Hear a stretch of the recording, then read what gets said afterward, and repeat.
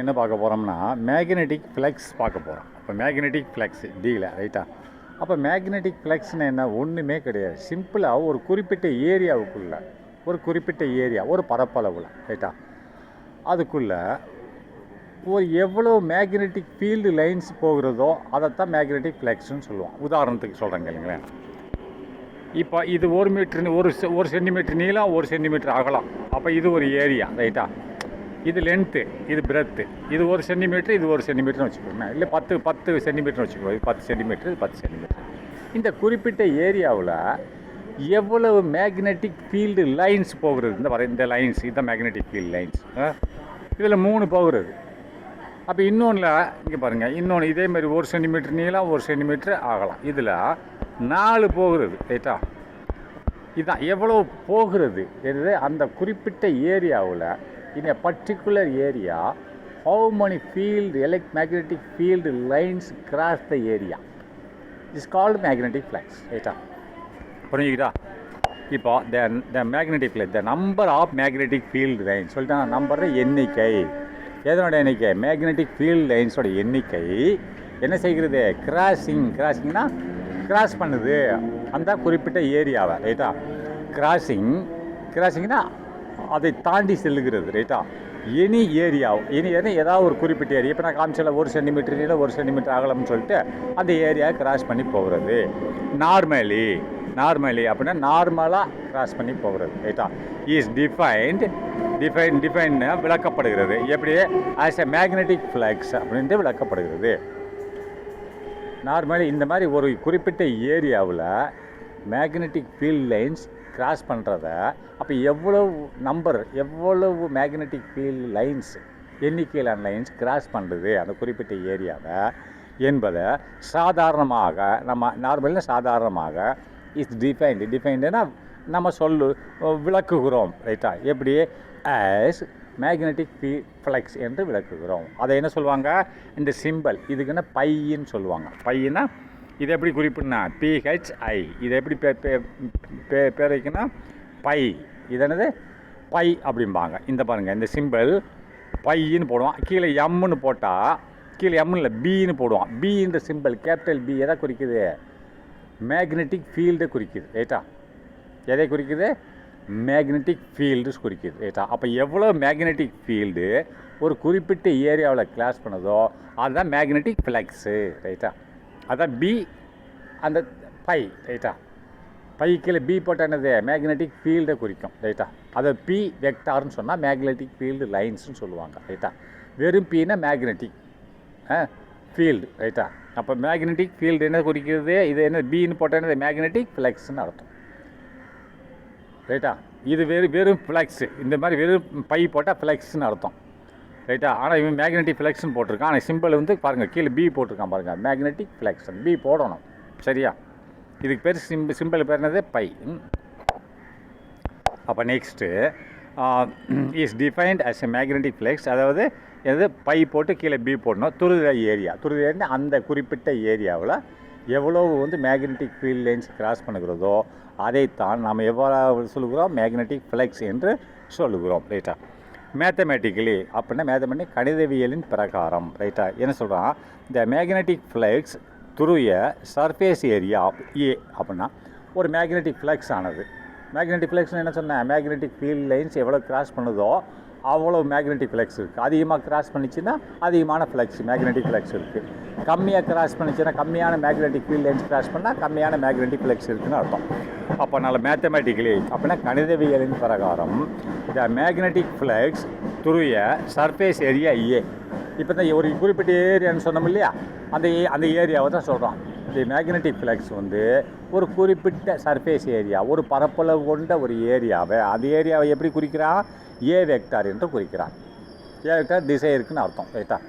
அப்போ அந்த ஏரியாவுக்கு இப்போ ஏரியா எவ்வாறாக குறிக்கப்படுகிறது? இப்போ லென்த்து பிரெத். உதாரணத்துக்கு இது ஒரு ஏரியாப்பா. இது 10 சென்டிமீட்டர் நீளம், 10 சென்டிமீட்டர் அகலம் சரியா. இது லென்த்து, இது பிரெத்து. அப்போ இந்த குறிப்பிட்ட ஏரியாவை நம்ம எப்படி குறிக்கிறோம்? ஏ வெக்டார் என்று குறிக்கிறோம் ரைட்டா.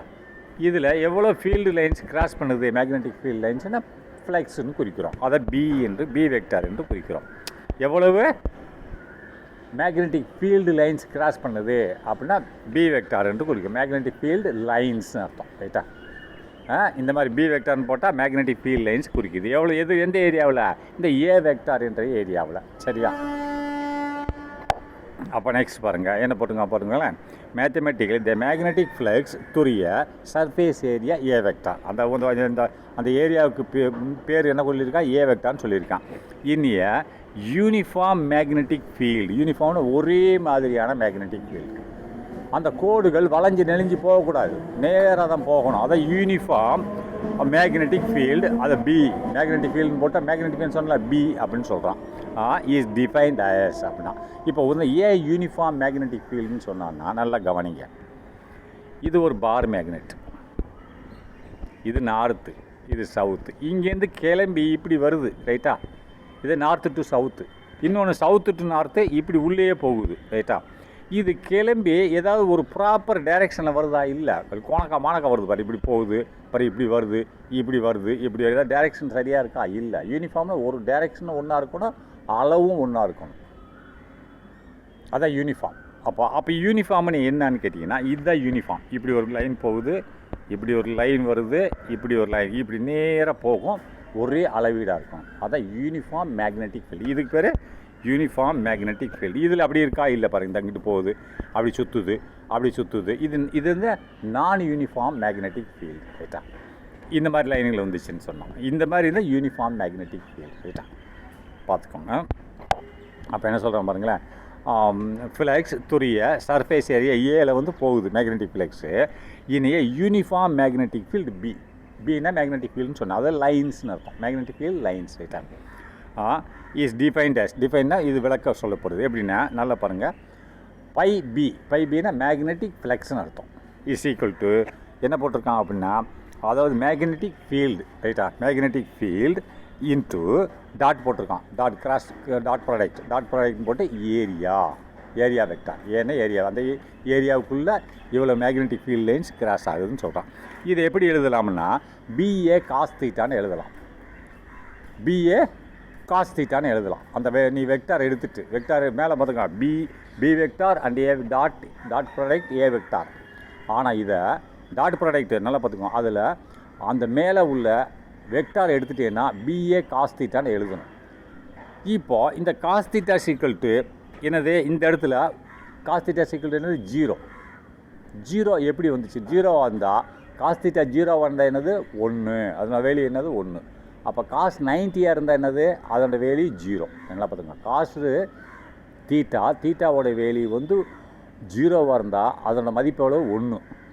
அதேமாதிரி cos θ, அந்த தீட்டாவோட வேல்யூ 90 டிகிரியாக இருந்தால் அதோட மதிப்பு என்னது? 0. இப்போது நல்லா கவனிங்க. இப்போ என்ன சொல்கிறான் பாருங்களேன். இப்போ BA cos θன்றான். BA cos θ அப்படின்னு வரும்போது இப்போ நான் உங்களுக்கு அந்த படத்துக்கு வரணும். ஏன்னா இந்த இடத்துல cos θ ஈக்குவல் டு 0ன்னு போடணும். 0ன்னு போட்டால் அப்போ cos 0 ஈக்குவல் டு 1. அப்போ 1 × BA. புரியுதா? 1 × cos 0 ஈக்குவல் டு 0. அப்போ 0 cos 0 வந்து 1. ரைட்டா? அப்போ 1 தானே வருது. cos θக்கு வந்து 0. அப்போ cos 0 ஈக்குவல் டு 1. அப்போ 1 × BA 1 BA வந்துடுச்சா? இப்போது இந்த cos θ ஈக்குவல் டு 0 அப்படின்னு நம்ம எப்படி கண்டுபிடிச்சோம்னு சொன்னால், இங்கே பாருங்கள், இது ஒரு பரப்பளவு. சரியா? இது ஏ வெக்டார்னு சொல்லிட்டோம்ல. இதுக்குள்ளே போகக்கூடிய மேக்னெட்டிக் ஃபீல்ட் லைன்ஸ் என்னது? இங்கே பாருங்கள், இப்படி போகுது மேக்னெட்டிக் ஃபீல்ட் லைன்ஸ்.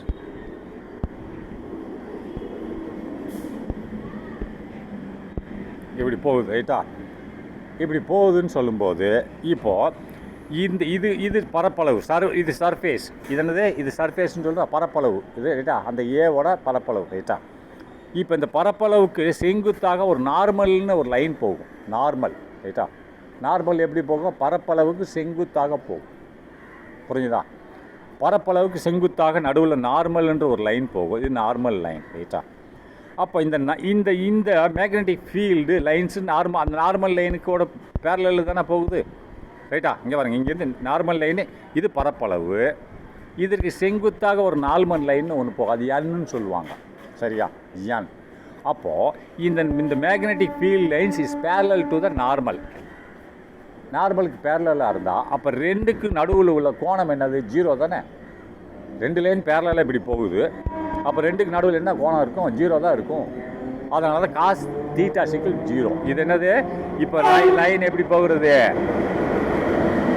லைன் எப்படி போகிறதுன்னு சொன்னால் பேரலாக போகிறது நார்மல். அப்போ காஸ் தீட்டா சிக்கலுக்கு 0. சரியா? இதை என்ன சொன்னால் காஸ் தீட்டா சிக்கல் 0ன்னு சொல்கிறான். காஸ் தீட்டா சிக்கல் 0. இதே இது இங்கே பாருங்கள், இன்னொன்று இருக்குது, இப்படி இருக்காப்பா. இதுதான் நார்மல் லைன். இது பெர்பெண்டிகுலராக இருக்கும் நார்மல். இன்னொன்று என்ன செய்யணும், இதுதான் சர்ஃபேஸ். ரைட்டா? அந்த இதோடைய சர்ஃபேஸ் ஏ. இன்னொன்று இப்படி போகுது. இது என்னது? இது பி வெக்டார். பி வெக்டார்னா மேக்னெட்டிக் ஃபீல்டு லைன்ஸ்னு அர்த்தம். இது மேக்னெட்டிக் ஃபீல்டு இப்படி போகுது. அப்போ இது என்னது? மேக்னெட்டிக் ஃபீல்டு லைன்ஸ் எப்படி போகுது? பெர்பெண்டிகுலராக, நார்மலுக்கு பெர்பெண்டிகுலராக போகுது. அப்போ எதற்கு பேரலாக போகுது? சர்ஃபேஸ் ஏரியாவுக்கு பேரலாக போகுது. இதுதானே சர்ஃபேஸ் ஏரியா. சர்ஃபேஸ் ஏரியா தானே. சர்ஃபேஸ் ஏரியாவுக்கு பேரலாக போகிறது. ஆனால் பெர்பெண்டிகுலருக்கு நார்மலுக்கு என்னவாக இருக்கிறது? பெர்பெண்டிகுலராக இருக்குது. அப்போ இதனோட ஆங்கிள் எவ்வளவு? 90 டிகிரி. இது இந்த கோடுக்கும் இப்போ 90 டிகிரி இருக்கும். அப்போ காஸ் 90 இங்கேருந்து இது சர்ஃபேஸ் ஏரியாவுக்கு பேரலாக போச்சுன்னு சொன்னால் என்னது? Magnetic field lines. அப்போது காஸ் தீட்டா சிக்கல் 90 டிகிரி. அப்போது சர்ஃபேஸ் ஏரியாவுக்கு பெர்பெண்டிகுலராக போச்சுன்னு சொன்னால் பெர்பெண்டிகுலர் என்ன போகும்? நார்மல் லைன் போகும். அப்போ அதற்கு பேரலாக போகும். அல்லது சர்ஃபேஸ் ஏரியாவுக்கு பெர்பெண்டிகுலராக போச்சுன்னா அது தீட்டா சிக்கல் 0. அப்போ காஸ் 0 சிக்கல் 1. ரைட்டா? அப்போது அந்த இடத்துல மேக்ஸிமம் ஃப்ளக்ஸ் கிடைக்கும். என்ன கிடைக்கும்? இங்கே பாருங்கள். இப்போது இதில் இந்த காஸ் 0 சிக்கல் 1 0 தீட்டா சிக்கல் 0னா அப்போ இது 1 தானே. 1 பிஏ. அப்போ பிஏ தானே கிடச்சிருக்கு. அப்போது தீட்டா 0வாக இருந்தால் பிஏ கிடைக்குது. அதேமாரி இந்த தீட்டா 90ஆக இருந்தால் என்ன ஆகும்? 90 வேல்யூ என்னது? 0. ரைட்டா? அப்போது பிஏ இன்ட்டு காஸ் 0. காஸ் 90னா 0 வேல்யூ. அப்போ பிஏ இன்ட்டு 0 என்னது? 0. இது மொத்தம் 0 ஆகிரும் இதெல்லாம். அப்போ என்னது? மேக்னெட்டிக் ஃப்ளக்ஸ் சிக்கல் 0. அப்போது 90 காஸ் 90ஆக இருந்தால் மேக்னெட்டிக் ஃப்ளக்ஸு நில், ஒன்றுமே இல்லை. ஆனால் தீட்டா 0வாக இருந்தால் மேக்னெட்டிக் ஃப்ளக்ஸ் அதிகமாக இருக்கும். புரியுதா? இப்போ நான் இன்னொரு படத்துலையும் காமிக்கிறேன். நல்லா கவனிங்க. நெக்ஸ்ட் வேர் அங்கே theta is the angle between என்னது? Magnetic field and A vector. A vector எப்படி போகுது? ஏ வெக்டார்னது அதாவது ஏ வெக்டார்னது அது நார்மல் லைன்ஸ்னு அர்த்தம். Normal line. ரைட்டா? Normal line. நார்மல்னு சொன்னால பெர்பெண்டிகுலராக போகுது சர்ஃபேஸுக்கு. ரைட்டா? வெறும் ஏன்னா சர்ஃபேஸ் ஏரியா. ஏ வெக்டார்னால் அந்த சர்ஃபேஸ் ஏரியாவுக்கு பெர்பெண்டிகுலராக போகிற நார்மல். ரைட்டா? அப்போ இது ரெண்டுக்கு நடுவில் உள்ள ஆங்கிள்னு சொல்கிறான். As shown in figure. இங்கே பாருங்கள், படத்திலே காமிச்சிருக்கான் பாருங்கள். உங்கள் படத்திலே காமிச்சிருக்கான். இங்கே பாருங்கள், இது சர்ஃபேஸ் ஏரியா. இது சர்ஃபேஸ் ஏரியா. ரைட்டா? அப்போது இது என்ன செய்யுது? இது பி இப்படி போகுது. ரைட்டா? பி என்னது? Magnetic field lines. அப்போது ஏ எப்படி போகுது? ஏ வெக்டார் பேரலாக செங்குத்தாக போகுது சர்ஃபேஸ் ஏரியாவுக்கு செங்குத்தாக. இது நார்மல். ரைட்டா? நார்மல் லைன்ஸ்னு அர்த்தம். ரைட்டா?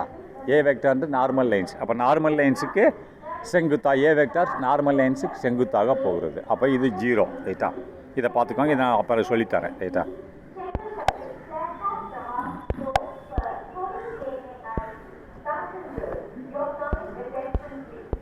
அப்போ ஸ்பெஷல் கேசஸ் என்ன சொல்கிறேன் பாருங்கள்.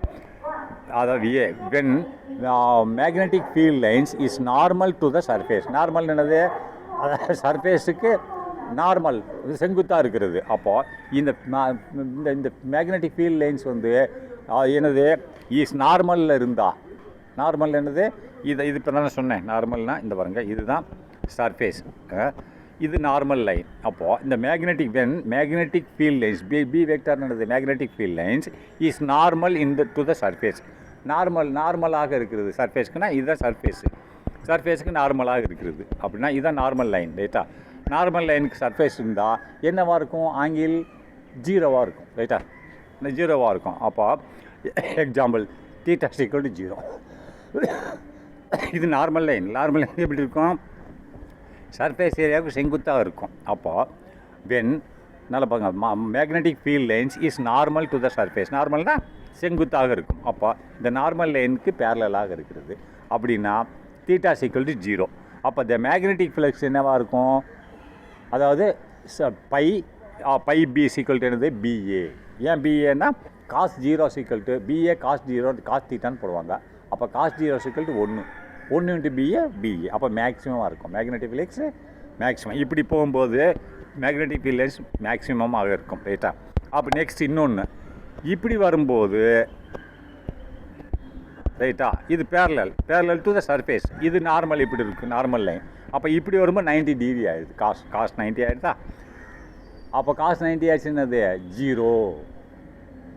By B equal to 0. Magnetic field equal to 0. அப்போ கம்மியாகிடுச்சு. When B is parallel to the surface. இங்கே வர பி என்னது? Magnetic field lines is parallel to the surface. இதுதானே சர்ஃபேஸு. சர்ஃபேஸுக்கு பேரலல் இந்த ஒரு பேரலாக இருந்தால் அப்போ எதிரி நார்மல் லைன் இப்படியில் இருக்கும், பெர்பெண்டிகுலராக இருக்கும். ரைட்டா? அப்போ என்னவாக இருக்கும்? ஆங்கிள் நார்மல் லைனுக்கு இதுக்கும் 90 டிகிரி இருக்கும். ரைட்டா? When theta equal to 90 degree the magnetic flux equal to அது என்னவாக இருக்கும்? 90 டிகிரின்னு 0. அப்போ 0 இன்ட்டு பிஏ ஈக்குவல் டு 0. அப்போ மேக்னெட்டிக் ஃப்ளக்ஸ் ஈக்குவல் டு 0. சரியா? சப்போஸ் ஒரு வேளை இந்த ரெண்டுமே இல்லாமல் ரைட்டா, 0வும் இல்லை காஸ் தீட்டா, 90யும் இல்லை, நடுவில் இருக்கப்பா. 0 இருந்ததுன்னா 1, காஸ்ட்னா 0. அப்போ காஸ் 90யாக இருந்தால் 0. ரைட்டா? அப்போ அது நடுவில் இருக்குது. 75, 60 இல்லை 110 இப்படி இருந்தால் என்ன பண்ண முடியும் அப்படின்னா அது ஒரு கேள்வி சொல்லியிருக்கான் பாருங்கள். Suppose the magnetic field is ஒரு வேளை த மேக்னெட்டிக் ஃபீல்டானது இஸ் நாட் யூனிஃபார்மாக இல்லை. கொஞ்சம் கமெண்டாக இருக்குன்னு பாருங்க. இப்படி இருக்குன்னு வச்சுக்கோமே.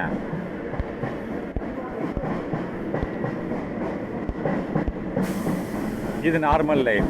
ஆனால் மேக்னெட்டிக் ஃபீல்ட் லைன்ஸு இப்படி போகுது. ரைட்டா? இது எதாவது இருக்கா? நெளிஞ்சு போகுது. இங்கே பாரு, ஒரு யூனிஃபார்மாக இல்லை. இப்படி இருந்தால் இது டிகிரி நீ எப்படி கவுண்ட் பண்ணுவேன்? இப்படி போகுதாப்பா. அப்போ இப்படி தான் கவுண்ட் பண்ணணும். இதுக்கு இப்படி கவுண்ட் பண்ணணும். அப்போ இதுக்கு இன்னும் நீ இப்படி கவுண்ட் பண்ணணும். இன்னொன்று இப்படி போகுது, இதுக்கு இப்படி கவுண்ட் பண்ணணும். அப்படின்னா இப்போ இது இன்டெகிரேஷன் பண்ணணும். ஒவ்வொரு லைனுக்கும் நீ ஆங்கிள் கண்டுபிடிச்சி காஸ் ஆங்கிள் கண்டுபிடிச்சி எல்லாத்தையும் வேல்யூவை கூட்டணும். அப்போ இன்டெகிரேஷன் தானே பண்ணணும். அப்போ தான் மொத்த லைனோட மேக்னெட்டிக் ஃபீல்ட் லைனோட வேல்யூ கிடைக்கும். அப்போ இந்த 0 ஆல் 90 இல்லாமல் இருந்தால் மீதி ஆங்கிள் இருந்ததுன்னா மீதி ஒவ்வொரு ஃபீல்டு லைன்ஸுக்கு ஒரு ஆங்கிள் இருந்தால் இப்போ மேக்னெட்டிக் ஃபீல்ட் லைன்ஸ் ஒன்று வேறு மாதிரி இருக்கும் இல்லையா? நான் யூனிஃபார்மாக இருந்ததுன்னா அப்போ எல்லா லைனுக்கும் ஒவ்வொரு ஆங்கிளை கண்டுபிடிச்சி நீ இன்டெகிரேஷனாக கூட்டணும். சரியா? அப்போ என்ன போட்டிருக்கான் பாருங்கள். சப்போஸ் ஒருவேளை the magnetic field is not uniform. பார்த்துக்கோங்க, யூனிஃபார்மாக இல்லாமல் இருந்தால் ஓவர் ஏ சர்ஃபேஸ், இந்த சர்ஃபேஸ் மேலே, இந்த சர்ஃபேஸ் இருக்குல்ல, சர்ஃபேஸ் ஏரியா மேலே மேக்னெட்டிக் ஃபீல்ட் லைன்ஸு யூனிஃபார்மாக இல்லாமல் இருந்தால் என்ன செய்யணும் அப்படின்னு பார்த்தீங்கன்னா என்னால் பார்த்துங்க என்ன போட்டிருக்கான் அப்படின்னா the equation 3.6 can be written as equation 3.6 என்ன சொல்லுது பாருங்க. இதுதான் 3.6 என்னது? அதாவது பை பி ஈக்குவல் டு என்னது? பிஏன்னு இருக்குது. இதை அப்படின்னு சொன்னால் ஏன்னா யூனிஃபார்மாக இல்லாமல் இருந்தால் அப்போ என்னது? Phi B equal to integration கூட்டணும் இல்லையா? என்னது எதை கூட்டணும்? அந்த மேக்னெட்டிக் ஃபீல்ட் லைன்ஸ் ஒவ்வொரு மேக்னெட்டிக் ஃபீல்ட் லைன்ஸோட ஆங்கிளோட மதிப்பை கண்டுபிடிச்சி கூட்டணும். அதனால் இங்கே வருங்க இன்டெகிரேஷன் ஆஃப் பின்னு போட்டிருக்கான். B vector. ரைட்டா? கிராஸ் டாட் ப்ராடக்ட் அது என்ன போட்டிருக்கான்? டாட் ப்ராடக்ட் அடுத்து டி என்னது? டினா ஸ்மால் பார்ட் ஆஃப் த ஏரியான்னு அர்த்தம். இப்போ டிஏன்னு என்ன போட்டிருக்கான்? Small part of the area. இப்போ இதுதான் ஏரியா. அப்போ ஒரு இது இப்படி போகுது. ரைட்டா? இன்னொன்று இப்படி போகுது. அப்போ இதை நம்மளோட இது ரைட்டா நார்மல். அப்போ இதனோட ஆங்கிள் என்னது? இதனை கண்டுபிடிக்கணும். இதனோட ஆங்கிள் இப்படி கண்டுபிடிக்கணும். அப்போ இது ஒரு ஸ்மால் பார்ட், இது ஒரு ஸ்மால் டிஏ, இது DA1, இது DA2, இது DA3. அப்போ இதெல்லாம் இன்டெகிரேஷன் பண்ணணும், இதெல்லாம் கூட்டம், இது மதிப்பை கண்டுபிடிச்சி இது மட்டும் கொண்டு அதனால் DA அப்படின்னா ஸ்மால் பார்ட் ஆஃப் த ஏரியான்னு அர்த்தம். சரியா? அப்போ magnetic flux is a scalar quantity. ஸ்கேலார்னானது மேக்னெட்டிக் ஃபீல்டு, மேக்னெட்டிக்கு ஃப்ளக்ஸ் ஆனது வெக்டார் குவான்டிட்டி கிடையாது, ரைட்டா, டைரெக்ஷன் கிடையாது. இது வந்து ஒரு ஸ்கேலார் குவான்டிட்டி. அது கேட்பாங்க 1 மார்க்கில். Magnetic flux is a vector quantity or scalar குவான்டிட்டின்னு கேட்பான். ஸ்கேலார்னு என்னது, ஒன்லி தான் டைரெக்ஷன் கிடையாது. வெக்டார்னால் ஒரு டைரெக்ஷன் இருக்கிறது, ரைட்டா. அப்போ ஸ்கேலார் குவான்டிட்டின்னு எழுதிடணும். அப்போது the SI unit of magnetic flux is weber. நல்லா பார்த்து இது கேட்பாங்க. இந்த மேக்னெட்டிக் ஃப்ளக்ஸோட எஸ்ஐ யூனிட் என்னது, வெப்பர் அப்படின்னு சொல்லுவாங்க, ரைட்டா. அப்போ விச் இஸ் டினோட்டட் பை, அது எப்படி நம்ம குறிக்கிறோம், WB என்று குறிக்கிறோம். மேக்னெட்டிக் ஃப்ளக்ஸ்னதோட எஸ்ஐ யூனிட் வெப்பர், அதை WBன்னு குறிக்கிறோம். இது ஒரு ஸ்கேலார் யூனிட், ரைட்டா. அப்போ dimensional formula for magnetic flux. அப்போ மேக்னெட்டிக் ஃப்ளக்ஸோட வடிவமைப்பு கோட்பாடுகள் என்ன, வடிவமைப்பு ஃபார்முலா என்னன்னு கேட்டிங்கன்னா, வடிவமைப்பு ஃபார்முலா மாசு, லென்த்து, டைம் இதெல்லாம் வரணும், ரைட்டா. அப்போ நல்லா பாருங்கள், டைமென்ஷனல் ஃபார்முலா ஃபார் மேக்னெட்டிக் ஃப்ளக்ஸ்னால் என்னது, இங்கே பாருங்கள், மாசு mL2 டிவைடட் பை எது t to the power 2 and a. நல்லா பாருங்கள், mL2, mனா மாசு, Lன்னா லென்த்து, 10 to the power 2, அப்போ t time to the power 2 ampere, சரியா. இதுதான் ஃபார்முலா. அப்போது இது என்ன செய்யும் அப்படின்னா, இந்த T2 வந்து மேலே போனா T-2 ஆயிரும், ஏ மேலே போச்சுன்னா A-1 ஆயிரும், சரியா. mL2 அது T-2 A ஆம்பியர். இது எம்னா மாசு, எல்லுன்னா லென்த்து, டீன்னா டைம், ஏன்னா ஆம்பியர், ரைட்டா. இது டைமென்ஷனல், இது கேட்பாங்கப்பா, டைமென்ஷனல் ஃபார்முலா, சரியா. அப்போ இந்த சிஜிஎஸ்சில் என்னது அப்படின்னு பார்த்தீங்கன்னா, இது எம்கேஎஸ் சிஸ்டத்தில், எஸ்ஐ யூனிட் எம்கேஎஸ் சிஸ்டத்தில் தான் வெப்பர். அப்போ சிஜிஎஸ் சிஸ்டத்தில் என்னது, CGS unit of magnetic flux is maxwell, ரைட்டா. சிஜிஎஸ்னால் centimetre, gram and second. MKS என்னது மீட்டர், கிலோகிராம், செகண்ட். எம்கேஎஸ் தான் எஸ்ஐ யூனிட், ரைட்டா. எஸ்ஐ யூனிட் என்னது எம்கேஎஸ். அப்போ ஒரு வெப்பர் சிஜிஎஸ்ல, வெப்பர் என்னது எம்கேஎஸ் சிஸ்டம், அதாவது எஸ்ஐ யூனிட். அப்போ ஒரு வெப்பரானது சிஜிஎஸ்ல எவ்வளவு அப்படின்னு பார்த்தீங்கன்னா 10 to the power 8 மேக்ஸ்வெல்னு அர்த்தம். வெப்பரோட யூனிட் என்னது மேக்ஸ்வெல், ரைட்டா, சிஜிஎஸ். அப்போ ஒரு வெப்பரானது எதற்கு சமமாக 10 to the power 8 மேக்ஸ்வெல்னு சொல்லுவாங்க, ரைட்டா. அப்போ த மேக்னெட்டிக் ஃப்ளக்ஸ் டென்சிட்டி. இப்போ மேக்னெட்டிக் ஃப்ளக்ஸ் நம்ம பார்த்துட்டோம். Number of magnetic field lines passing in a particular area is called magnetic flux. அப்போ இந்த மேக்னெட்டிக் ஃப்ளக்ஸு டென்சிட்டி, அது அடர்த்தின்னு என்னது, அடர்த்தின்னு என்னது ஒரு குறிப்பிட்ட, இந்த பாருங்கள் நான் ஓப்பனாகவே சொல்லிடுறேன். இது ஒரு ஏரியா, இது வந்து என்னது 10 சென்டிமீட்டர் நீளம், 10 சென்டிமீட்டர் அகலம், ரைட்டா. இன்னொன்று இதே மாதிரி, இது இப்போ 10 சென்டிமீட்டர் நீளம், 10 சென்டிமீட்டர் அகலம். ஆனால் இதில் 2 தான் போகுது மேக்னெட்டிக் ஃபீல்ட் லைன்ஸ், இதில் 6 போகுது. 1 2 3 4 5 6 போகுது. இதில் எத்தனை மேக்னெட்டிக் ஃபீல்ட் லைன்ஸ் 6, இதில் 2. அப்போ இதில் டென்சிட்டி எது அதிகமாக இருக்கும், இதில் தான் அதிகமாக இருக்கும். மேக்னெட்டிக் ஃபீல்ட் லைன்ஸ் அதிகமாக செல்கிறது. அப்போ density of the magnetic flux is high. இங்கே density of the magnetic flux is low, simple, ரைட்டா. டென்சிட்டின்னும் போது எத்தனை number of magnetic field lines passing in a particular area is called as a density. அப்போ the magnetic flux density is defined the magnetic flux density என்பது, அடர்த்தி என்பது is defined விளக்கப்படுகிறது எப்படி, as the number of magnetic field lines crossing per unit area. அப்படின்னா 1 centimetre நீளம் 1 centimetre அகலத்துக்குள்ள இப்போ என்ன பண்ணோம், பெர் யூனிட் ஏரியா பண்ணோம். எத்தனை மேக்னெட்டிக் ஃபீல்ட் லைன்ஸ் கிராஸ் ஆகுதோ அதைத்தான் நம்ம டென்சிட்டின்னு சொல்கிறோம். 4 5 பார்க்கணும், 19 தான். அப்போது இது எப்படி, kept normal to the direction of the line of force. இது எவ்வாறாக வைக்கப்பட்டுள்ளது, கெப்ட் வைக்கப்பட்டுள்ளது நார்மல் லைனுக்கு பேரலாக வைக்கப்பட்டுள்ளது. Kept normal to the direction of the line of force. Normal லைனோட டைரக்ஷனோட த ஃபோர்ஸுக்கு வைக்கப்படுகிறது. உதாரணமாக இங்கே வாருங்க,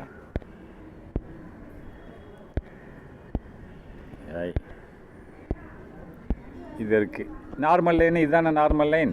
அப்போது நல்லா பாருங்கள், இது எப்படி வைக்கப்படுகிறதுனா kept normal. Kept இந்த லைன், இந்த லைனை magnetic field lines kept normal to the direction of the line of force. To the direction of the line இப்படி தான் இருக்கணும் லைன்ஸ், ரைட்டா. To the direction of the normal lines, ரைட்டா. இவ்வாறாக வைக்கப்பட்டுள்ளது. புரிஞ்சுதா?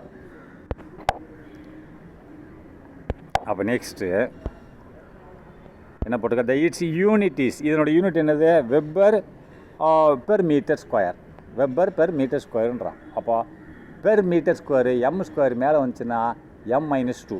அப்போ அல்லது இதை டெஸ்லான்னு சொல்லலாம். இதை என்ன சொல்லலாம், டெஸ்லா அப்படின்றான். டி என்றும் குறிப்பிடலாம், ரைட்டா. அப்போ இங்கே பாருங்கள், யூனிஃபார்ம் மேக்னெட்டிக் ஃபீல்ட் அண்ட் நான் யூனிஃபார்ம் மேக்னெட்டிக் ஃபீல்ட். நான் அதை ஏற்கனவே சொல்லியிருக்கேன். இது யூனிஃபார்ம் மேக்னெட்டிக் ஃபீல்ட்னால் ஒரே அளவு இருக்கணும். அதுக்கு பேர் என்ன சொல்லுவாங்க, யூனிஃபார்ம் மேக்னெட்டிக் ஃபீல்ட். அல்லது நான் யூனிஃபார்ம் மேக்னெட்டிக் ஃபீல்ட்னால் ஒரே அளவு இருக்கக்கூடாது, ஒரே டைரக்ஷன் இருக்கக்கூடாது. அதெல்லாம் என்னது, நான் யூனிஃபார்ம் மேக்னெட்டிக் ஃபீல்டுன்னு சொல்லுவாங்க. சரியா?